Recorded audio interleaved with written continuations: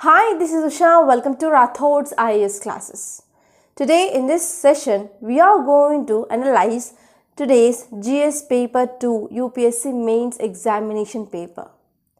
So first of all, you have to know which are all the subjects comes under this GS paper 2.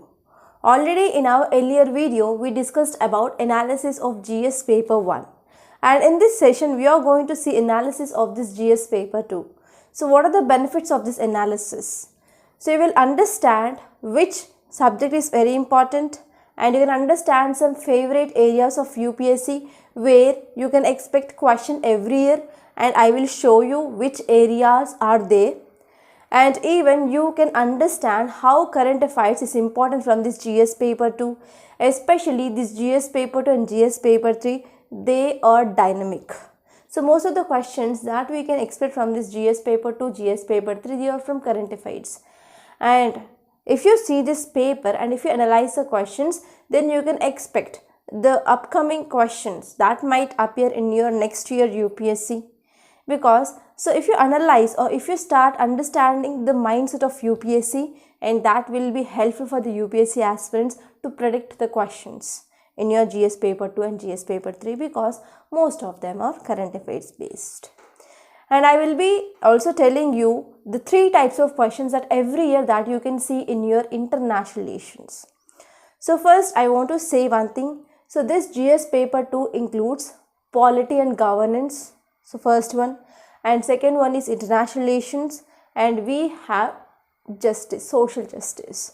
So these are the 3 main subjects of your GS paper 2, and from all these subjects about 75% of questions that you can get from this polity and governance.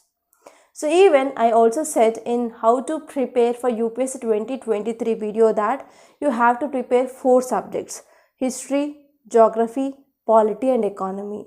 Why? Because already I said there that so you will be getting significant amount of questions from these 4 subjects in your prelims and even in your mains. So in the paper 1, I said about the questions that this year we got from art and culture, modern and even post-independent India. And even geography, from geography itself we got 8 questions. And here in this GS paper 2, so about 14 questions that came alone from this polity and governance. So be prepared with this polity and governance, and if at all you are going to this current affairs, so try to make a list of topics that repeating, okay, so that you can expect a question from that topic and be prepared with those topics earlier itself, and try to have a notes.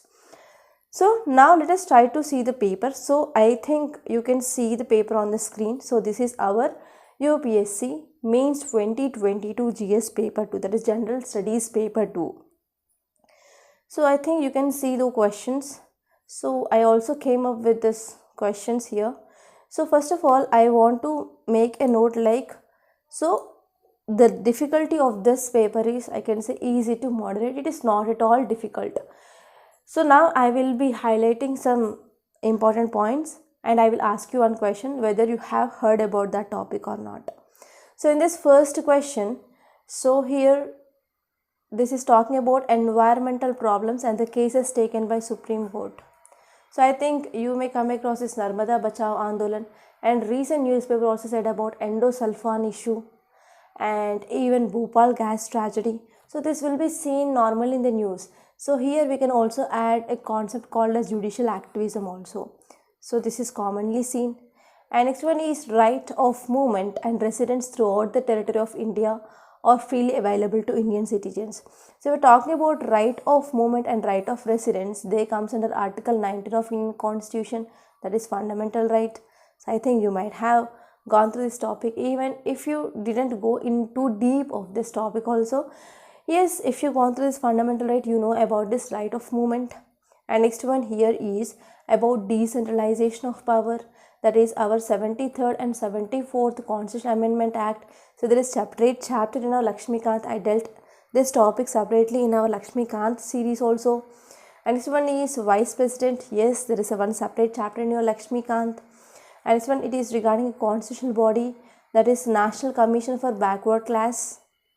And if you move on to next question, that is 6th question, it is about Gati Shakti Yojana. So even in our recent budget of February, so I discussed this budget summary, and in that I discussed about this PM Gati Shakti, and next one it is Rights of Persons with Disabilities Act of 2016. So if you are following current affairs, I think you might have came up with this act. And next one it is about direct benefit scheme. So number of times there are number of editorials which appear in our Hindu regarding this direct benefit transfer. And next one is India-Sri Lanka relations. So we discussed many bundles of articles regarding India and Sri Lanka issues in our Hindu analysis. And next one it is about BIMSTEC and SAARC. We discussed number of times. And in this 11th question, yes, there is a question regarding this Representation of Peoples Act. Yes, we discussed this, and there is a separate chapter in your Lakshmikant also. And next one is Powers of Governor. So actually there were a number of articles which came in our Hindu regarding this powers of governor. And even here you might have came up with this national political parties also seen in news. And also President of India. Yes, this president is a separate chapter in your Lakshmikant, and you might have gone through this. And this one is Election Commission of India and role of our Election Commission of India. So even in our Lakshmikant we have a separate chapter, and also we discussed about this topic number of times in our Hindu analysis. And next one it is about welfare schemes. So regarding this welfare schemes also we had discussions number of times. And next one it is about community participation. Yes, recently I think before stopping of this Hindu analysis we discussed about this role of community participation, and I will be keeping on saying that yes, whenever any government scheme came up by the government of India or government policy, is community participation is very much necessary. So without community participation there will be no success of the schemes. I hope if you followed our analysis, I think you will be recalling all these things. And this one it is about right of children, that is Free and Compulsory Education Act. So when we discuss this national education policy, that is new education policy, yes, we discussed about this Education Act and even right to education for the children, and we discussed about Article 21A of our Indian Constitution. And this one it is about I2U2. So number of times we discussed about this I2U2 in the month of December, January. And this one it is about clean energy. So we discussed number of articles regarding clean energy and on international fora, that is various international organizations. So here I can say, so if you are following current affairs from last 1 year, so you will be in a condition that I saw this so and so word in the news.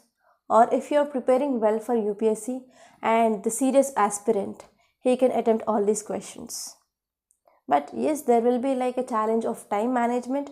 If you manage time and if you have a good answer writing practice, yes, you can get a good score. So here I can say paper is easy. Even GS-1 is also easy and GS-2 is also very easy. So now let us try to see the analysis of this paper. So let me know your opinion regarding this paper and whether you have came across this keywords which are given in this questions or not. So how many of you felt that? So out of these 20 questions, I can attempt 15 to 16 questions easily. And how many of you can attempt more than 18 questions? So how many of you can attempt 20 out of these 20 questions? So let me know in the comment box if you are a serious aspirant. And now let us try to see the analysis. I hope that you can see analysis on this screen. So here we have subject on one side and we have number of questions on next, and we have total contribution. So as you all know that GS paper will be for 250 marks, and in this GS paper too we have important subjects like polity and governance, we have international relations, we have social justice. So this polity and governance, so from this itself we got 14 questions. So 14 questions, large chunk of our GS paper too, it is entirely polity and governance. So the key subject that you have to be prepared is polity and governance, and most of the questions they are from static and also current affairs based. So here totally this polity and governance contributed for 170 out of 250 marks. So now you can understand the contribution of this polity and governance. And if you see international relations, you got 4 questions, and contribution is 50 marks. So every year from international relations you can expect 3 questions. So I will be saying in which areas you can expect questions from this international relations. And next one is social justice. So from social justice we have just 2 questions and they contribute about 30 marks. So total here is 250 marks. So now let us try to see the questions which appear from this polity and governance first, and later on we are going to see the questions of international relations and also social justice. So just in this video we are going to see the questions and what is the matter that you have to write, and in the future lectures we are going to come with a detailed discussion of the questions for sure, and we are going to come up with the different subjects subject wise, so that you will be having a good clarity regarding what are the prelims questions that are asked and even mains questions which are asked. So we are planning to come up with a series. Already we came up with this series of prelims practice questions, and we are discussing this art and culture questions from 2013 onwards, right? So from every year from 2013 onwards till 2022, that is recent. So we are going to discuss which are the questions that appeared in the prelims and mains separately in the so and so subject. So that will give you a good knowledge regarding which are the important areas and how the question will be framed also. And we are going to discuss what should be written in introduction, body and conclusion, and even some important points like how to improve your presentations, like how you can add diagrams, how you can add flowcharts, how you can add maps, etc. So all those things that we are going to discuss in our future. So as of now we started this prelims series. Okay, so now let us try to see the first question from this polity and governance. So first question is, the most significant achievement of modern law in India is constitutionalization of environmental problems by the Supreme Court. Discuss this statement with the help of relevant case laws. And here your answer should be in 150 words and the marks allotted here is 10 marks. So out of these 20 questions, so 10 questions are of 10 markers and remaining 10 questions are for 15 markers. So the same pattern that we saw in our GS paper 1 also. So first 10 questions, that is first question till 10th question, we have 10 markers, and for those 10 markers the word limit is 150 words. And from 11th question till 20 questions, so we have 15 marker questions and the word limit here is 250 words. I hope it is clear. So first step here is try to answer 15 marker question first, and later on you can move on to this 10 marker questions. So first question is about environmental problems. So which are the cases taken by the Supreme Court? So we are talking about our articles in our Indian Constitution, especially if you are focusing on our fundamental rights, which comes under part 3 of our Indian Constitution. We have Article 21. So Article 21 talks about right to life, which includes right to good environment also, right to have a good air, good water without any pollution, etc. And not only this, in even DPSP, Directive Principles of State Policy, which comes under part 4 of our Indian Constitution.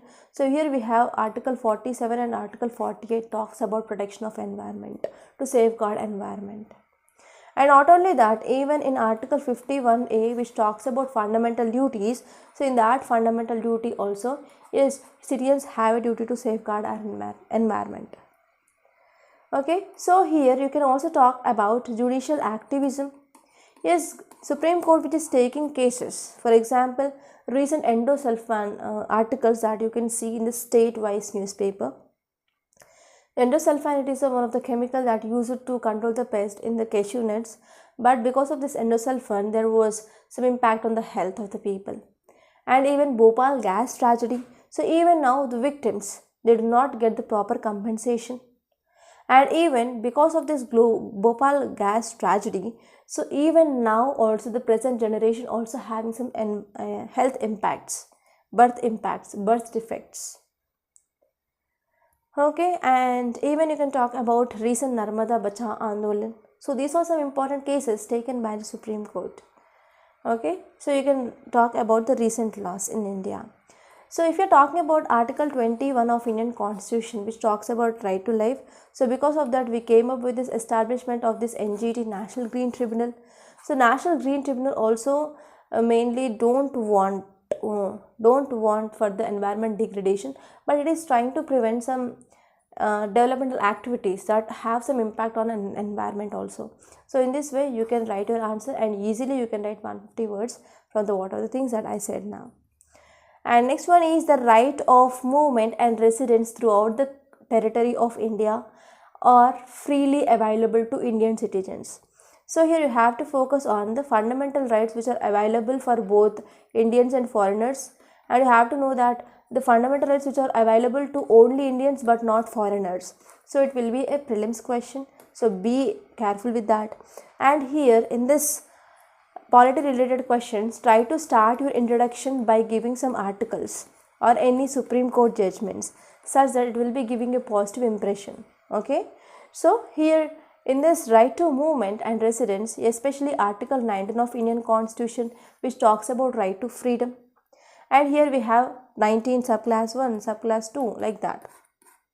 Okay, so in Article 19(1)(a), we talks about right to speech and freedom of speech and expression, and actually D, which talks about right to movement, and E talks about right to residence. So here examiner, he searches for this Article 19(1) subclass D and subclass E in your answer. You can write about that. And Article 19 subclass 2, which talks about reasonable restrictions. So actually you know that fundamental rights which are given to the citizens of India, they are not absolute. Here there can be the reasonable restrictions. So reasonable restrictions on this Article 19 is given in this Article 19 subclass 2, and examiner, he will expect this article in your answer. And you have to write about the provisions under which there will be the reasonable restrictions can be imposed. For example, safety and security of the country and the foreign relations, maintenance of public order, like that. So what are there? You can write that. So it is a direct question. And even if you read your NCERT of class 11, that is Constitution at Work, and even if you completed your Lakshmikant, yes, you can write answer for this question. So there will be no problem here, and it is a very easy. And next question here is, to what extent in your opinion has the decentralization of power in India changed the governance landscape at the grassroots? So if we're talking about decentralization of power, yes, there are two important amendments that will come into your mind. That is 73rd and 74th Constitution Amendment Act of 1992. So this 73rd Constitution Amendment Act, which talks about panchayats in the rural areas, that is in the villages, and municipalities in the urban areas. So here actually every year you can get a question from the 73rd and 74th Constitution Amendment Act, and it is also an expected question, but it is not a direct here. Directly they didn't give about the 73rd and 74th, but here they talked about decentralization of power in India, and the key word here is grassroots. So you have to give your opinion that how for decentralization of power in India changed the governance landscape. So here you can give the recent example of this COVID-19 pandemic. So in this COVID-19 pandemic, how this rural areas, that is panchayats, played an important role, and even municipalities played an important role, and even regarding vaccination drive, family planning programs. So all those things that you can include here, and you can write answer within 150 words, and you can write as many examples as possible here. And next question is, discuss the role of Vice President in India as a chairman of Rajya Sabha. So yes, we thought that there will be a question from this Vice President for sure, right? So here this is direct question, and if you have completed your NCERT, yes, you know that Vice President, he will be the ex officio chairman of Rajya Sabha. So what is the role of this chairman of Rajya Sabha? So you can write at least 5 to 6 points and you can conclude it. It is a very direct question. And next question is, discuss the role of National Commission for Backward Classes in the wake of the transformation from statutory body to a constitutional body. As you all know that now we have National Commission for the Backward Classes, National Commission for the Scheduled Caste, National Commission for the Scheduled Tribes. So there is a separate chapter in your Lakshmikant. So in that chapter you can see the functions, objectives, roles, and those roles you can directly write here. So this is also a direct question. So how many direct questions that we saw? First one is regarding Article 19, that is right of freedom, and also about the 73rd, 74th Constitutional Amendment Act and the role of Vice President, and regarding this role of National Commission for Backward Classes. So in these 5 questions itself, 3 questions, they are direct questions. They are from static. And next, it is 6th question. It is about PM Gati Shakti Yojana needs meticulous coordination between government and private sector to achieve the goal of connectivity. So you have to know about what are the principles of this PM Gati Shakti, right? And you have to know about why we need a proper coordination between government and private sector. So this is a demand of question, and we discussed in detail in our Hindu analysis. So I want to share this thing. So I hope now many of you are realizing the importance of Hindu analysis. Is it correct? So please comment. So here in this PM Gati Shakti Yojana, you have to know about what are the principles and what is the importance and what is the role of coordination between government and private sector. And here the keyword is discussed, so whatever you want you can write. So what, how, where, etc. And next question, it is regarding the Rights of Persons with Disabilities Act. So number of times in our Hindu editorials there were articles regarding this Rights of Persons with Disabilities Act, because this disabilities people, or we can say Divyangs, so they do not have proper access to education, they do not have proper access to healthcare facilities, and even the public transport also they do not have proper facilities. So because of this, yes, finally we came up with this Rights of Persons with Disabilities Act of 2016. So actually, yes, we are seeing there are some issues regarding this act. So the question which mainly demands that, so this act which remains only a legal document without intense sensitization of government functionaries and citizens regarding the disabilities. Yes, we had this act, but there is no proper implementation of this act. So you can give some examples where there is no proper implementation, and this keyword here is comment, and you can give your opinion at the conclusion. And next one is reforming the government delivery system through direct benefit transfer scheme. It is a progressive step, but it has limitations.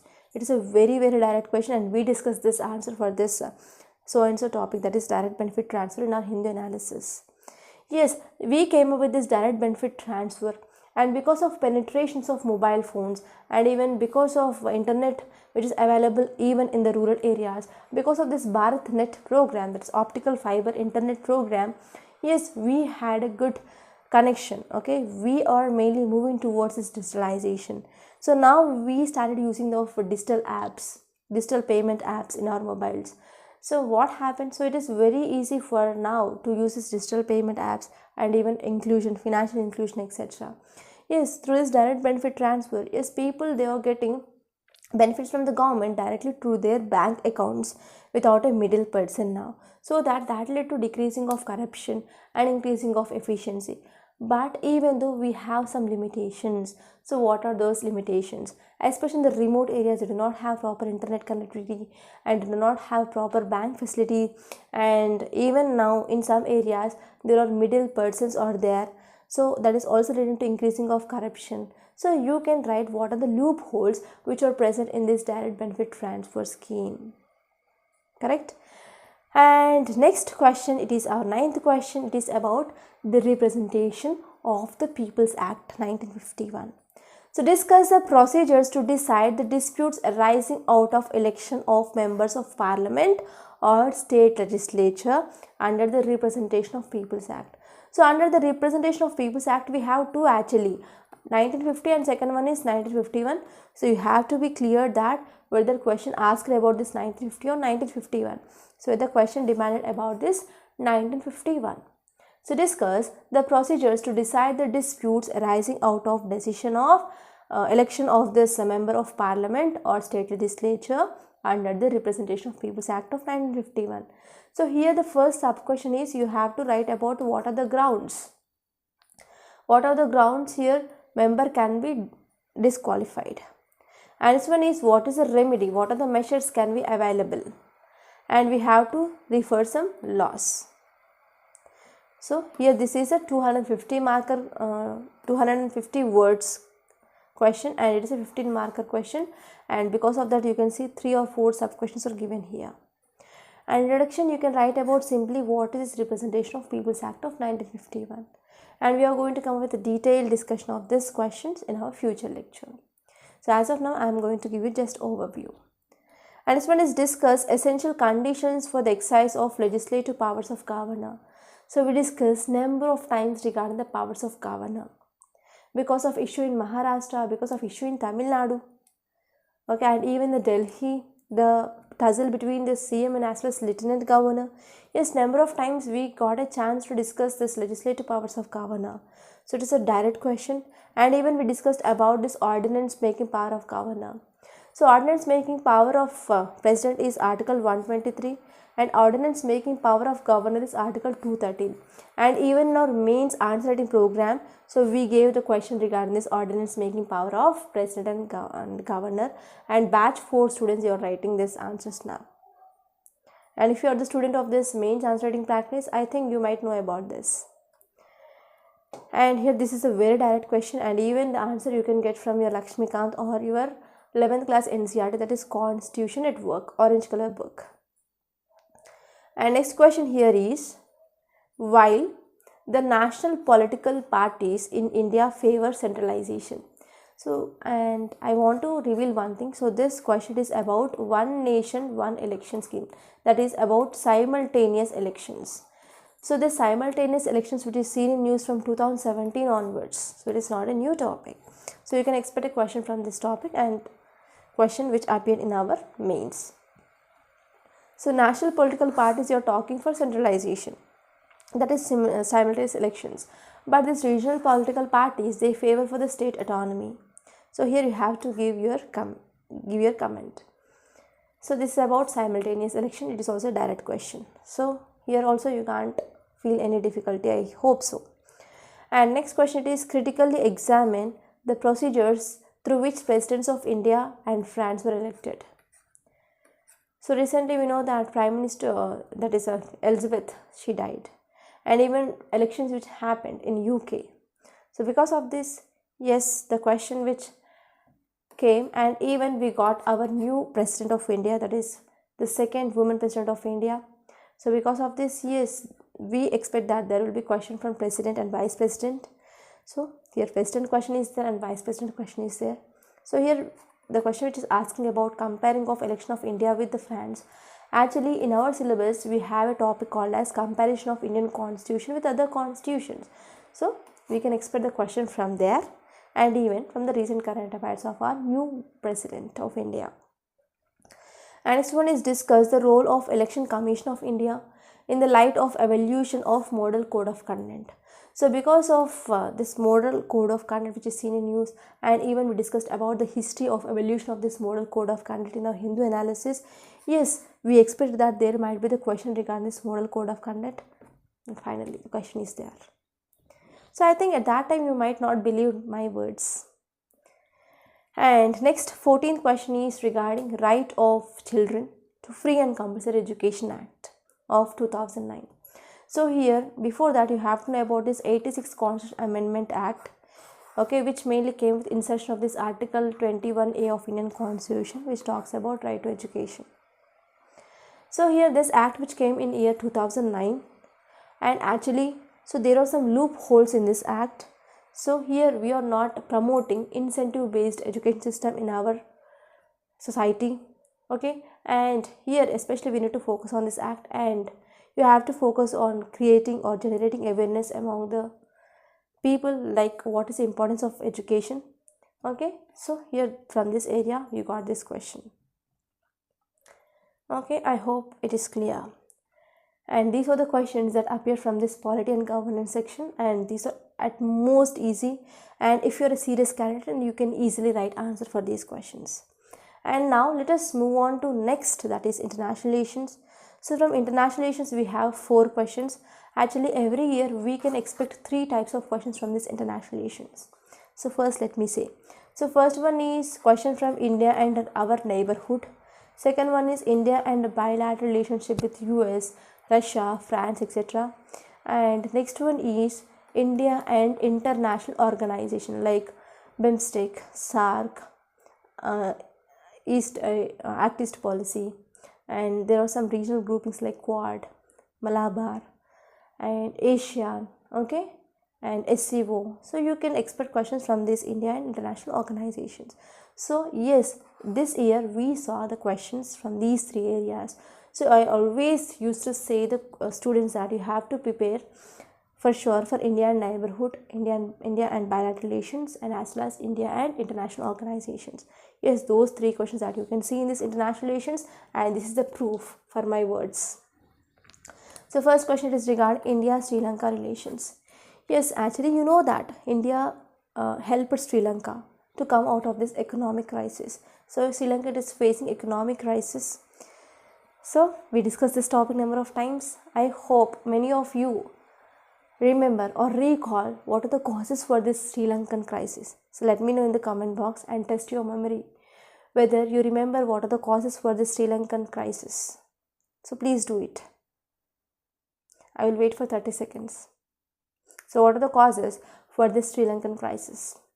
I explained you in detail in Hindu, and I discussed more than 5 to 6 times, I think so. First one is because of COVID-19. Second one is because they went for organic cultivation and there is no proper fertilizer availability, and tourism sector which had been affected, and because of the debt trap of this China. So these are some important reasons that led to this economic crisis, and inflation level was very high in Sri Lanka. So the question here is, India is age-old friend of Sri Lanka. So if we're talking about independent stories of countries like India, Sri Lanka, Pakistan and China, so these countries, they got independence almost within the 6 months or 1 year's time span. So India got independence in 1947 and Pakistan also, right? And China and Sri Lanka got in 1948 and China got in 1949. Okay, as you all know that India, which is one of the good friend to Sri Lanka, and because of interference of China, so there is some drift that is seen. And even though in this economic crisis situation of Sri Lanka, so India came forward and tried to help. So you have to write what are the helps done by India to the Sri Lanka, that's it. And you have to write answer within 150 words. And here you can draw the map of Sri Lanka where exactly located. And next question is, do you think that BIMSTEC is a parallel organization like SAARC? What are the similarities and dissimilarities between these two? How are Indian foreign policy objectives realized by forming this new organization? So here introduction you can write about BIMSTEC and as well as SAARC. So you have to write what are similarities and dissimilarities between these two, and even you can write about the objectives of these BIMSTEC and SAARC formation.